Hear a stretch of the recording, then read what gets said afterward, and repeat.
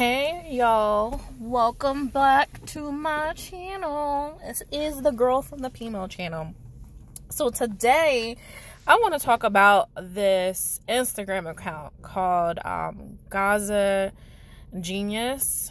So I've been following him for about 2 years. I think I started following him when I started waking up, but his account is actually like really hilarious.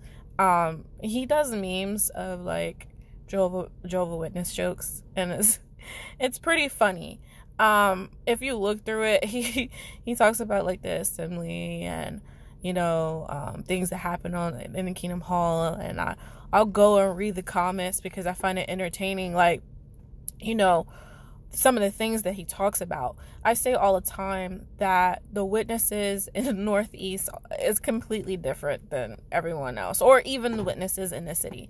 And he is actually a friend of a friend. So I don't even know if I want to call these people my friends anymore, but I'm not sure that I have actually met him before, but I have met his friends. I know his friends. Like I said, if you were hanging out in New York around, 2007 to 2012, they're all like 34, 35, 36. They were the brothers that always threw the parties in the cities, like the big parties where people will come from like Atlanta to New York to come to these parties. So he hangs out with that crew. I don't want to say people's names specifically because I don't want anybody to get in trouble, but we all know, especially if you're in a predominantly black congregation, those people in New York that threw those parties every year, big parties, like hundreds of us there.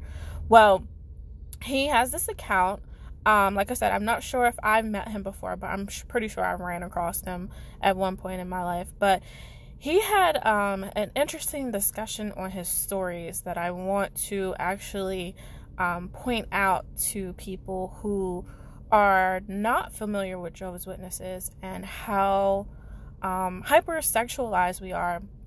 There was a part in his stories where he said, "Ask me any question, whatever question you want to ask me anything." And so what I found very interesting is that a lot of people in his stories were asking about dating, about finding sisters, finding brothers, finding someone to marry. And when you look through and you read it, you realize that a lot of these people are like under the age of 25. And I found it pretty hilarious because I say this all the time, and this just backs up my case that, like I said, the witnesses in New York, the witnesses in New Jersey are completely different than the rest of the organization. And I think it's pretty reflective of where the organization is going, because yeah, we want to pretend that well, not we, again, I need to correct my wording, but the organization wants to pretend that they're super strict, and people that live far from Bethel, they think that everything is super strict. You have to live everything by the book, do everything by the book. But the closer you get to Bethel and you get around those friends that live near Bethel, and I view Bethel as like, where God should reside. Like, if this is the one true organization, the people that live close to the branch, the major worldwide facility, they should be extra spiritual, right? But when you get near that area and you get around those people, you realize like, no one is on a spiritual high. No one is an extra spiritual person. Everyone is just human, and everyone is just working, And so when I was looking through it, there were two things that stood out to me that really bothered me.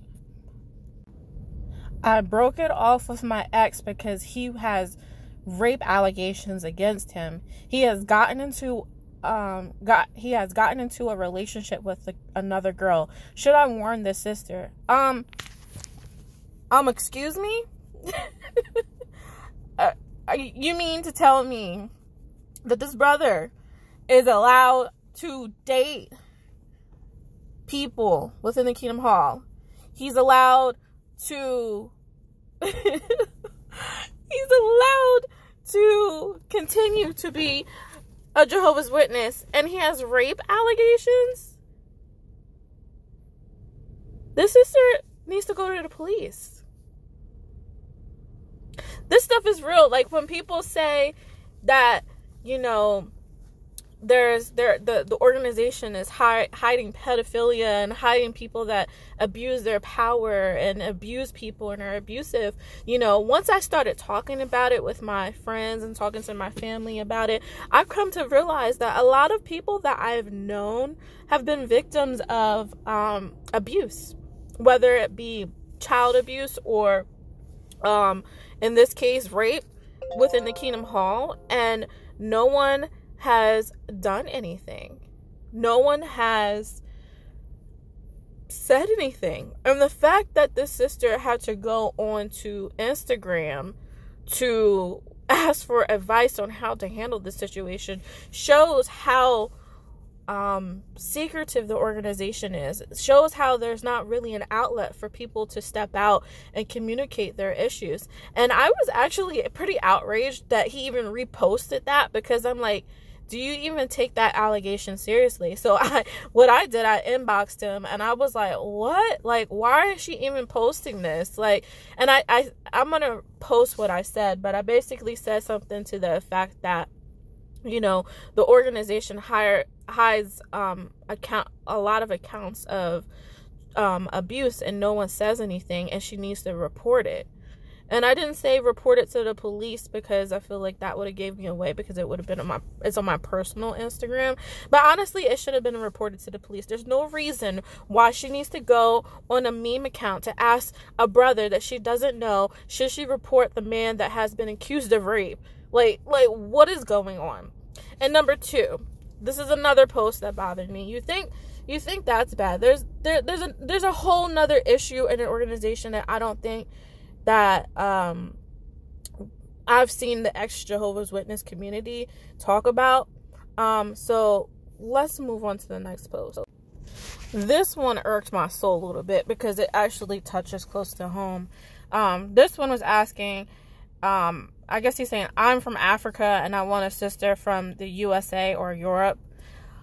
Can we talk about the fact that there's a lot of situations where brothers or witnesses or just people, they're from Africa, right? One of those scamming countries, right? Africa is a continent, all right? So there's countries that specifically target American citizens so that they can get a green card. And I feel like within the organization, again, it's like it's set up perfectly for a man who doesn't want to live in that country anymore and they want to come to the United States or they want to go to Europe. They become a Jehovah's Witness and they seek out American women and they marry them so that they can get their green card. My mother married an African man, and as a family, we're not even sure if he, isn't married already. My mom married him and then found out once she tried to make him legal that he was actually married to a woman in Jamaica. Now, because my mother is not head over heels with him, in all honesty, she is still in denial that the man is married. Right? She's still with him.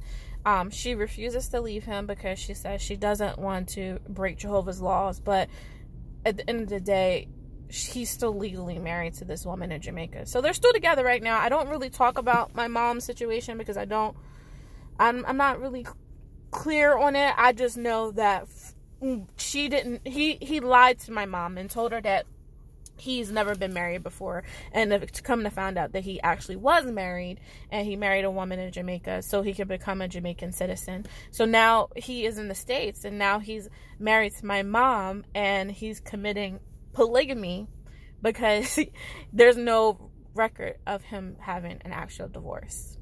Number 2, there was a sister in my hall. Now I hate to be mean, but this sister was a single mom. She wasn't the most attractive woman. You know, she was she just, I hate to talk about people like this. She just wasn't the most attractive woman.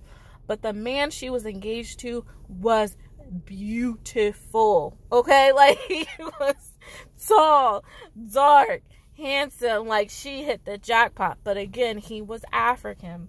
And as soon as he got married to her, they were separated within 3 months. Because these, and it happens, my uncle, he's an elder in Georgia, and he tells us, and he told my mom especially, that there's men that come from those countries. I don't know specific countries. I'm going to say Nigeria or Liberia, like those West African countries. They come over here and they target sisters because they're lonely and, you know, they're older and they want to, you know, find love, which is totally natural. But they only marry them to get a green card. And I'm looking at this and I'm like, man, this man is like reposting this stuff. Like, you know, why are you reposting it? And I realized like how brainwashed I was, because I'm like, you got all these teenagers talking about they're trying to find a wife, you know, and then you got this girl saying that her ex-boyfriend was accused of rape. Then you got this other man from Africa looking for American women to possibly target them so that they can become a legal United States citizen. And I'm like, wow, is this like really the world that I lived in? Like, it's crazy to me that, one, he's allowed to even post this stuff. I'm not even sure if the elders are even aware of this account. And you know what? I'm pretty sure the elders are aware of his account. But like, I'm just so glad I'm not in that space anymore. And then I can just see things for what they are, you know, and I can just see people for what it is. And it's a dangerous organization. I don't really have anything insightful to say. I just was like really, you know, bothered by the things that I seen, and it just made me really upset. And I just thought I would want to share the account with you guys. And please do not go on this man's Instagram and start talking craziness on his page. If you're gonna drop a nugget, say it with loving kindness. You know, I in fact, when I told him about, you know, the abuse that was going on in the hall, if you look back at the message, he actually put, he liked it, but he put a 100 symbol in there. So if he was a real, like, super duper active Jehovah's Witness, like a minister or servant, an elder, or pioneer, that this page would be down. So I don't think he's totally naive to what's going on in the organization, but, you know, he's still an active Jehovah's Witness, so just be careful. But I'll invite you to go look at the page. It's actually pretty hilarious. So that is it for this video. Let me know if you look at the questions, what else you find disturbing, because there's a lot of disturbing questions on there that I have posted. It wasn't all the questions, but I posted a bunch of questions that the people had asked him doing the anonymous story question time. I think an honorable mention would be one of the questions I've seen about a sister getting a train ran on her, which is actually not the first time I've heard a sister getting a train ran on her by a bunch of brothers. All right, you guys, like, comment, and subscribe. I will talk to y'all in another video.